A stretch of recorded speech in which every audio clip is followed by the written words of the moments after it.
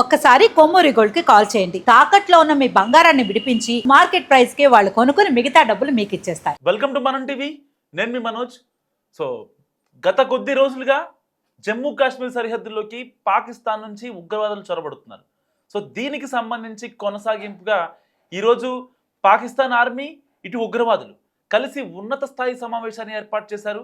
So దీనికి సంబంధించి updates ఏంటంటే బెంగళూరు, చెన్నై, హైదరాబాద్, ఢిల్లీ.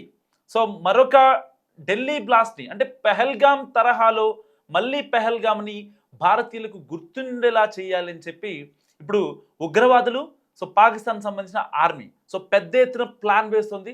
సో దీనికి సంబంధించి మరింత సమాచారం ఇవ్వడానికి యాడ్ అయ్యారు చార్మి రెడ్డి. చార్మి, చెప్పండి అసలు ఏంటి ఈ ఉగ్రవాదులు ఇటు ఆర్మీ అనేది ఆఫ్ ద రికార్డులో కలిసి ఉంటారని ఇప్పటిదాకా ప్రపంచ దేశాలకు తెలిసిన వాస్తవం. కానీ ఇప్పుడు ప్రపంచ దేశాలకు తెలిసేలాగా ఇటు పాక్ ఆర్మీ కావచ్చు, అక్కడ ఉన్న ఉగ్రవాదులు కావచ్చు, కేవలం భారతదేశం మీద మరో కుట్ర చేయడానికి అంటారా? ఎస్ మనోజ్, ఈ మధ్య కాలంలో మనం కొంచెం అంటే ఈ టాపిక్ గురించే కాకుండా మనం కొంచెం ఇన్డెప్త్గా వెళ్ళి చూస్తే ఒక 2 months బ్యాక్ ఢిల్లీలో పెద్ద బ్లాస్ట్ అయింది, కార్ బ్లాస్ట్. ఆ బ్లాస్ట్ అప్పుడే చాలా మట్టుకి తనిఖీలు అంతా నిర్వహించారు. ఇంకెక్కడెక్కడ బాంబ్స్ ఉన్నాయి ఏంటి అని చెప్పి చూస్తే చాలా ప్లేసెస్లో బాంబ్స్ ఉన్నట్టుగా తెలిసింది. దాని తర్వాత ఎప్పుడైతే మనకి దానికి సంబంధించి ఇన్డెప్త్గా వాళ్ళు అక్కడ పోలీసులు అన్ని ఇన్వెస్టిగేట్ చేసి చూశారు, చెన్నై, బెంగళూరు, హైదరాబాద్, ఢిల్లీ ఆ ప్రాంతాలలో కొన్ని ఏరియాస్లలో కొంచెం ఎక్కువగా ముస్లిమ్స్ సంచరించే ఏరియాస్లలో వాళ్ళల్లో కలిసిపోయి కొంతమంది అక్కడ తీవ్రవాదులు ఉన్నట్టుగా గుర్తించారు. మరి ఇందులో ఎంత వాస్తవం ఉంది ఏంటి అనేది ఇప్పటివరకు ఎలాంటి డీటెయిల్స్ లేవు.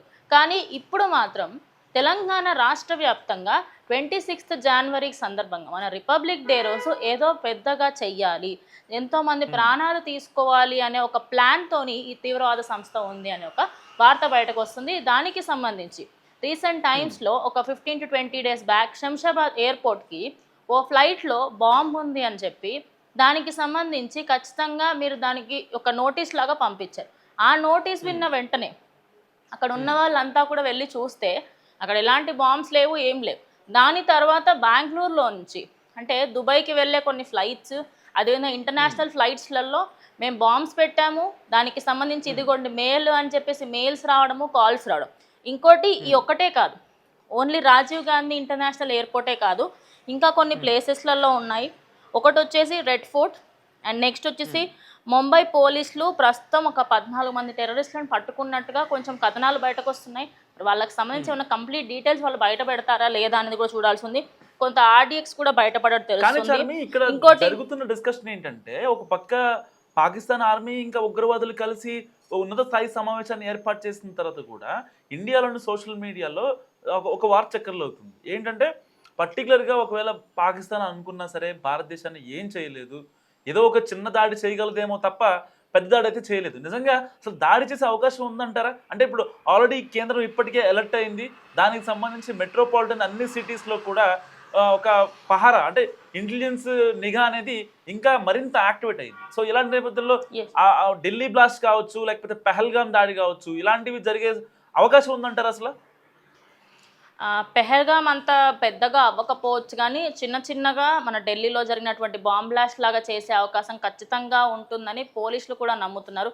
కానీ ఇందులో ఏది ఫేక్ ఏది రియల్ అనేది కొద్దిసేపు మనం పక్కకు పెడితే, ప్రతి సంవత్సరం 26th జనవరికి మనకి ఏదైతే రిపబ్లిక్ డే సెలబ్రేట్ చేసుకుంటూ ఉంటామో, రెడ్ ఫోర్ట్ దగ్గర కానివ్వండి, లేకపోతే మన హైదరాబాద్లోని పరేడ్ గ్రౌండ్స్ దగ్గరే కానివ్వండి, ఎక్కడైనా కూడా భద్రత అనేది ఎక్కువగా ఉంటుంది. ఈసారి ఏంటంటే పోలీసులు ఇంకొంచెం జాగ్రత్త తీసుకొని మేము ఇంకొంచెం భద్రత ఎక్కువగా ఇచ్చే ప్రయత్నం చేస్తున్నాం. ఎందుకంటే మాకు ఇప్పటికే ఒక 100లాది కాల్స్, థ్రెటనింగ్ కాల్స్ వస్తున్నాయి.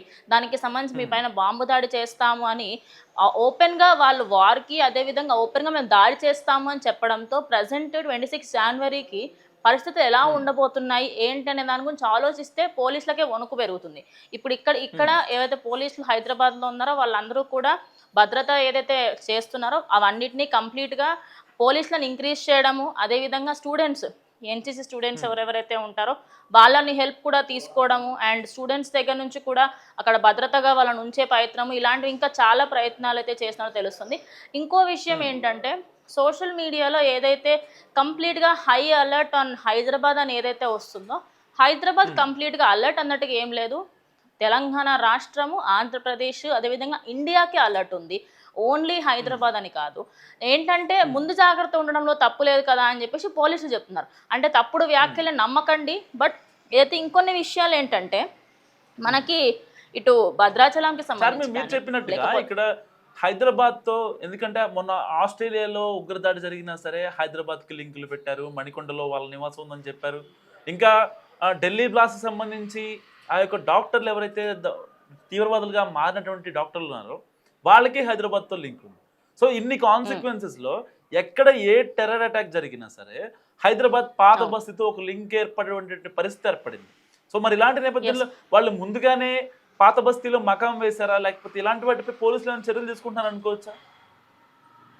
పాత బస్తీ అనేది ముందు నుంచి అయినా మనోజ్ మీకు తెలుసుంటే కొన్ని సంవత్సరాల నుంచి కూడా అక్కడ మకాం వేయడమే కాకుండా అక్కడి నుంచే ఇనిషియేటివ్ తీసుకుంటారు. అంటే రేపటి రోజు ప్లాన్స్ వేయడానికి అక్కడ అంతా కూర్చొని మాట్లాడుకోవడమే కానీ, లేకపోతే అక్కడ ఆ మందిలో కలిసిపోయి వాళ్ళు అక్కడే మేము ఉంటున్నాము, మేము ఇండియన్సే అని చెప్పి కూడా చాలాసార్లు మనకు న్యూస్లలో కూడా విన్నాం.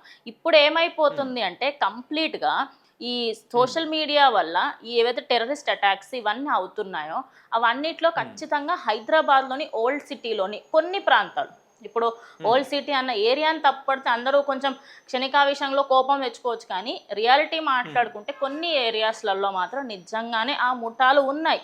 అది మీరు నమ్మినా నమ్మకపోయినా అదొక జెన్యున్ ఫ్యాక్ట్, అది అందరికీ తెలిసిన ఒక నిజం. మరి ఇంత జరుగుతుంది అన్నప్పుడు ఖచ్చితంగా గవర్నమెంట్ ఎలాంటి యాక్షన్ తీసుకోబోతుంది? ఎందుకంటే రేపటి రోజు ప్రజల మీదనే, అంటే సీఎంలకు పిఎంలకు సెక్యూరిటీ ఉంటుంది, ప్రజలకు ఎవరు సెక్యూరిటీ ఇవ్వాలి? సో ఖచ్చితంగా పోలీసులే మేము ఇనిషియేటివ్ తీసుకుంటాము, కానీ సోషల్ మీడియాలో వచ్చే వాటిని కొంచెం మీరు నమ్మకండి ఏదైతే అంటున్నారో. ఇంకోటి మీరు అన్నట్టు ఈ మొన్న జరిగిన కొన్ని ఇన్సిడెంట్స్లో డాక్టర్స్ ఇన్సిడెంట్సే కానీ, లేకపోతే ఏ ఇన్సిడెంట్ తీసుకున్నా ఎట్ ద ఎండ్ అంతా చుట్టూ తిరిగి వచ్చి మళ్ళీ హైదరాబాద్లో వీళ్ళు మాట్లాడుకునే వాళ్ళు, లేకపోతే హైదరాబాద్లో ఒకానొక సందర్భంలో ఉండేవాళ్ళు అనే దాన్ని క్లిస్ట్ అండ్ క్లియర్గా మనకు ఎక్కడో ఒక దగ్గర తెలుస్తుంది. సో హైదరాబాద్ గట్టి అలర్ట్లో ఉందన్న విషయం 100కి 200% నిజం. కానీ ఏ ప్రాంతాలు మెయిన్లీ చార్మినార్ ఏరియా, ఒకవేళ పాకిస్తాన్ ఇండియా మీద దాడి చేయాలని ఎప్పుడు అనుకుంటుంది, ఎందుకంటే మన శత్రు దేశం, మనకి వాళ్ళు శత్రువులు కాబట్టి ఏ ఛాన్స్ కోసం చూస్తూ ఉంటుంది అనమాట. ఇలాంటి నేపథ్యంలో చాలామంది ఉగ్రవాదులు ఇండియాలోకి, జమ్మూ సరిహద్దుల్లోకి చొరబాటుకి ప్రయత్నించారు. వాళ్ళని మన భద్రతా బలగాలు ఎన్కౌంటర్ చేసాయి. సో చాలామందిని అరెస్ట్ చేసి ఇప్పటికీ కూడా మనం బందీలుగా పెట్టుకున్నాం. సో ఇలాంటి నేపథ్యంలో భారతదేశం మీద పాకిస్తాన్ ఎప్పుడు దాడి చేసినా ఒక నెక్స్ట్ లెవెల్ దాడి, ఎక్స్ట్రీమ్ దాడి, దాని తర్వాత ఒక చిన్న అంటే స్మెల్ ఇవ్వటం, దాని తర్వాత ఎక్స్ట్రీమ్ దాడి, సో దాని తర్వాత మళ్ళీ ఒక చిన్న దాడి లైక్ పహల్గామ్ దాడి, దాని తర్వాత ఢిల్లీ బ్లాస్ట్. సో అంటే దాడి యొక్క తీవ్రతని తగ్గిస్తూ పెంచుతూ ఏదో హాస్పిటల్లో ఈ ఐసీయూలో పేషెంట్ల దగ్గర కనుక ఉన్నట్టు ఇట్లా ప్లస్ మైనస్ లాగా ఉంటుంది. So already last Delhi blast జరిగింది కాబట్టి ఇప్పుడు ఎక్స్ట్రీమ్కి వెళ్ళే అవకాశం ఉందనుకోవచ్చా? ఎక్స్ట్రీమ్కి వెళ్ళే అవకాశం ఉందా అంటే, ఇప్పుడు నిజానికి ఆపరేషన్ సింధూర్ టైంలో గెలిచింది మనమైనప్పటికీ, అంటే పై చేయి మనదున్నప్పటికీ కూడా మేమే గెలిచాము, మాదే అంత ఆధిపత్యం అని చెప్పి భజన చేసుకున్నటువంటి పాకిస్తాన్ ప్రజెంట్ ఎలాగైనా దాడి చెయ్యాలి, ఎట్లయినా కొంచెం భయమైనా పెట్టాలి. అంటే ఒక వ్యక్తికి సంబంధించి ఏమీ చెయ్యకున్నా నీ బయోడేటా నా దగ్గర ఉందని కానీ, లేకపోతే ఇలా బాంబులు పెట్టామని కానీ ఓ 10 సార్లు చెప్తే 10 సార్లు వెళ్తారు. ఒక స్టోరీ ఉన్నట్టుగా ఉందంటే, పులి ఇంకా కొడుకుకి సంబంధించి 3వసారి చెప్తే తండ్రి వెళ్ళడు, ఎందుకంటే ప్రతిసారి నువ్వు అబద్ధమే చెప్పినావు అని. వీళ్ళు 10 సార్లు అబద్ధం చెప్పి ఒక్కసారి నిజం చెప్పినప్పుడు లాస్ట్ టైం అయినట్టే అయి ఉంటుందని మన పోలీసులు వెళ్ళరేమో, మన గవర్నమెంట్ యాక్షన్ తీసుకోదేమో, అదే టైంలో మనం అటాక్ చేద్దాము, ఖచ్చితంగా దీనికంటే సివియర్గా అటాక్ చేద్దాము అని చెప్పేసి ప్లాన్స్ వేసే అవకాశం ఉంది. అండ్ అది ఫర్దర్గా పెహల్గామ్ అంత పెద్దగా అవుతే మాత్రం ఇండియా సైడ్ నుంచి సింధూర్ 2.0 నడుస్తుంది ఖచ్చితంగా. అదే కాకుండా ఇప్పుడు ఏదైతే హైదరాబాద్కి అలర్ట్ ఇచ్చారో, జస్ట్ బయటకు వెళ్ళినప్పుడు మీకు ఎవరైనా అనుమానాస్పదంగా కనిపించినా, లేకపోతే మీకేమైనా ఓకే ఇక్కడ ఏదో ఉంది అన్నట్టు మీకు ఏమైనా అనిపిస్తే ఖచ్చితంగా ఇంటిమేట్ చేయండి అని చెప్తున్నారు. మెయిన్లీ ఈ ఆల్ఫా హోటల్ దగ్గర అండ్ చార్మినార్ ఏరియాస్లలో, మరియు కొన్ని bus stops, stations, railway stations దగ్గర, ఎందుకంటే రద్దీ ఉన్న ప్రాంతాలలో ముందు నుంచి చెప్పినట్టు మీకు ఏమైనా అనుమానాస్పద వస్తువులు కనిపించినా చెప్పండి పోలీసులకి అని చెప్పేసి మళ్ళీ దాని గురించే చెప్తున్నారు. కానీ ఇది హయ్యర్గా ఎంత సివియర్గా చేస్తారు వారు కానీ లేకపోతే ఎంత సివియర్గా బాంబ్ బ్లాస్ట్ జరుగుతాయి అనేది ఇంకా ఎలాంటి క్లారిటీ లేదు. బట్ ఖచ్చితంగా ఏదో చెయ్యబోతున్నారు అనే దానికి క్లియర్గా కొన్ని ప్రూఫ్స్ ఉన్నాయి. బట్ అవి ఇప్పుడు పోలీసులు అయితే ఎలాంటి నిర్ధారణ ఇవ్వలేదు. ఏంటంటే పానిక్ అవ్వకండి, ఏమన్నా అయితే మేము చూసుకుంటామని పోలీసులు అయితే ధైర్యం ఇస్తున్నారు. ఓకే, ఒకవేళ దాడి చేస్తే కనుక ఎలా దాడి చేసే అవకాశం ఉందంటారు? ఎందుకంటే ఇప్పటిదాకా వాళ్ళ ఆయుధాలు ఏంటివి? అయితే బాంబులు, లేదంటే pistols, next level extreme level pistols తీసుకొచ్చి కాల్చడము, ఆర్డిఎక్స్లు పెట్టడము, ఐఈడీలు పెట్టడము, లేదంటే ఈ యొక్క ఔషధాల తయారీకి వాడే ఆముదాలని యూజ్ చేసుకొని రెసిన్ అనే విష పదార్థాన్ని తయారు చేసి పబ్లిక్ తాగే వాటర్లో కలపడం, ఇలాంటివన్నీ అయిపోయాయి. సో ఇవన్నీ కూడా అందరికీ తెలిసిపోయాయి కాబట్టి కొత్త రకంగా ఏమన్నా వాడాలంటే ఏం వాడే అవకాశం ఉందంటారు? కొత్త రకంగా అంటే మ్యాక్స్ ఆఫ్ ద టైం వీళ్ళు ఏంటంటే ఎవరైతే వ్యక్తులు ఉంటారో వాళ్ళకి సంబంధించి ఆ ఏరియాస్లలో ఇప్పుడు ఇన్ని రోజుల పాటు బాంబులు పెట్టడం చిన్న చిన్నగా ఇవన్నీ అందరికీ అవగాహన వచ్చింది. మేము ఏదైనా కొత్తగా ట్రై చేస్తాము. నేను ఇందాక చెప్పినట్టు 10 సార్లు చేసే పని ఇప్పుడు 9 సార్లు నువ్వు నమ్మి వెళ్ళి చూస్తావు. 15 రోజుల క్రితం అయితే ఆ ఢిల్లీలో ఉమర్ దొరికిన తర్వాత ఆ ఆముదాలను కూడా రెసిన్ గా మార్చేసి యొక్క ఫ్రూట్స్ పైన కావచ్చు, ఇంకా కూరగాయల పైన కావచ్చు, వాటిపైన కూడా చల్లి చంపాలనే ఒక ఇది చేశారనమాట వీళ్ళు.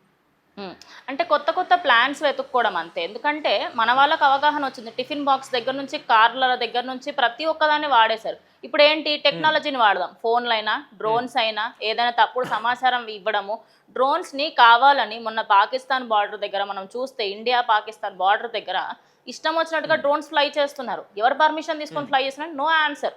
దానికి సంబంధించి అంటే భయం పెట్టడం, అలా మనిషికి భయం పెట్టి పెట్టి పెట్టి ఒక సడన్గా ఒక అటాక్ చేస్తే అమ్మ వీళ్ళకి మనం భయపడాలి అనే స్టేజ్కి తీసుకురావాలని ఏకైక ఉద్దేశం పెట్టుకున్నాను. ఇంకేం లేదు అక్కడ. ఎందుకంటే వీళ్ళకి భయపెట్టడం తప్ప చేష్టలలో చూస్తే వాళ్ళు 10 చేస్తే మనం 100 చేసాను సత్తా మన దగ్గర ఉందన్న విషయం వాళ్ళకి తెలుసు. తెలిసినప్పటికీ ఎందుకు అంటే భయపెట్టాలి.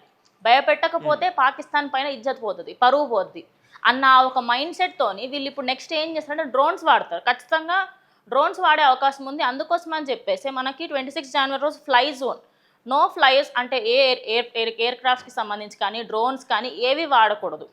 మీరు 26 జనవరి రోజు అక్కడ ఎలాంటి డ్రోన్స్ ఎగరేయడము లేకపోతే ఆ ఫ్లైట్స్కి సంబంధించి చాపర్స్ ఎగరేయడం ఏమీ చేయకూడదు. స్ట్రిక్ట్ రూల్స్ అన్నిటినీ కూడా పెట్టి అక్కడ స్ట్రిక్ట్గా లోపలికి వచ్చే వాళ్ళందరికీ కూడా కంప్లీట్గా అది ఏదైతే చెక్కింగ్ ఉంటుందో అంతా చేసే లోపలకు పంపించాలని చాలా స్ట్రిక్ట్ రూల్స్ పెడుతున్నారు. బికాస్ వీళ్ళ గురించి తెలుసు రేపటి రోజు చిన్న చిన్న వస్తువుల దగ్గర నుంచి కూడా వీళ్ళు దాంట్లో కూడా చిప్పులు పెట్టో ఏదో ఒకటి పెట్టో బాంబ్ బ్లాస్ట్ చేసే అంత కెపాసిటీ ఉన్న వ్యక్తులు. ఏంటంటే భయపెట్టిస్తున్నారు. ఇప్పుడు పాకిస్తాన్ నుంచి వచ్చే వాళ్ళని అడ్డుకట్ట వేయచ్చు, కానీ ఇంటి దొంగని ఈశ్వరుడు కూడా పట్టలేదనే ఒక సామెత ఉంటుంది కదా. మరి ఇక్కడున్న వాళ్ళని ట్రేస్ అవుట్ చేయాలన్నా లేకపోతే స్ప్లిట్ చేయాలన్నా సరే ఎలాంటి టూల్స్ యూస్ చేస్తే బాగుంటుంది అంటారు? అంటే పర్టికులర్గా కావచ్చు, స్పెషల్ దళాలు కావచ్చు.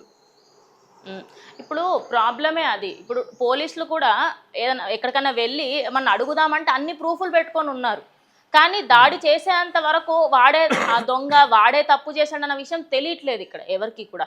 అంటే పోలీసులకు ఎలాంటి సిచ్యువేషన్ ఉందంటే ప్రజెంట్ ఇటు ప్రజలకి కాపాడాలి, అదేవిధంగా ఈ దుండగుల్ని పట్టుకోవాలి. ఇది ఒక పెద్ద టాస్క్ లాగా మారిపోతుంది. ఎందుకంటే 26 జనవరి రోజు ఏమన్నా జరిగితే మన ఫ్యూచర్ జనరేషన్స్ ఎక్కువ రోజులు గుర్తుపెట్టుకుంటాయి. అదేవిధంగా చిన్న ఇన్సిడెంట్ అయినా కూడా రిపబ్లిక్ డే రోజు మాకు స్వాతంత్రం వచ్చిన రోజు అయింది అన్నట్టుగా వాళ్ళు కావాలని చెయ్యాలి అనుకుంటున్నారు. ఇంకోటి పోలీసులు ఏదైతే తరతరాలు గుర్తుండిపోవాలి. ఇంకోటి పోలీసులు ఏంటంటే ఈ మధ్య కాలంలో మనం చూస్తే పెట్రోలింగ్ ఎక్కువగా చేస్తూ ఉన్నారు. ఈ ముఠాలు ఏవైతే ఉన్నాయో రాత్రి సమయాలలో ఎక్కువగా కలుస్తారంట. మనోజ్ ఒక రీసెర్చ్ ద్వారా తెలిసింది ఏంటంటే రాత్రి సమయాలలో కూర్చొని ఒక ఇంట్లో మకాం వేసి మాట్లాడుకుంటూ ఉంటారంట. రాత్రి సమయంలో నిశ్శబ్దంగా ఉన్న రోడ్లు, నిశ్శబ్దంగా ఉన్న సిటీని వాళ్ళు అడ్డాగా తీసుకొని అప్పుడు మాట్లాడుకుంటూ ఉంటారు అని చెప్పేసి కూడా ఒక కథనం బయటకు వస్తుంది. అందుకోసమని ఈ మధ్యకాలంలో మీరు ఎక్కువగా చూస్తుంటే పెట్రోలింగ్ జరుగుతుంది. ముందటి కంటే కూడా ఎక్కువగా పెట్రోలింగ్ చేస్తూ ఉన్నారు. ఎందుకు? ప్రజల భద్రతకి సంబంధించి, అదేవిధంగా ఏ మత్తు పదార్థాలను తీసుకోవద్దని, మత్తు పదార్థాల సరఫరాలు చేసుకోవద్దని.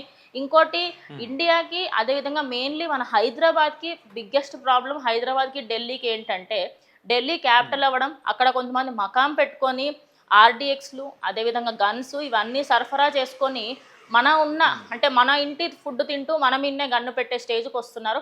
మరి వీటన్నిటిపైన ఇటు సెంట్రల్ గవర్నమెంట్ ఏమైనా సీరియస్ యాక్షన్ తీసుకోబోతుందా? బికాస్ తింపి కొడితే 2-3 రోజులలో 26 జనవరి చేసుకోవాల్సిన వాళ్ళము.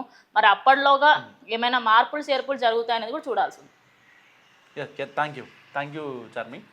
సో ఇది ఎట్టి పరిస్థితుల్లో మీకేమన్నా అనుమానాస్పదమైనటువంటి వ్యక్తులు కనిపించిన, బ్యాగులు కనిపించిన, మీరు వెళ్ళే బహిరంగ ప్రదేశాలు కావచ్చు, మీరు ఉంటున్న ఆఫీస్ ప్రదేశాలు కావచ్చు, ఏవైనా సరే, సో క్రౌడ్ ఎక్కువగా ఉన్న ప్రదేశాల్లో మీకేమన్నా సస్పెక్ట్గా అనిపిస్తే మాత్రం దగ్గరలోని పోలీసులకు ఖచ్చితంగా సమాచారం ఇవ్వండి. దేశ భద్రతలో మీరు కూడా పాలు పంచుకోండి. చూస్తూనే ఉండండి మనం టీవీ.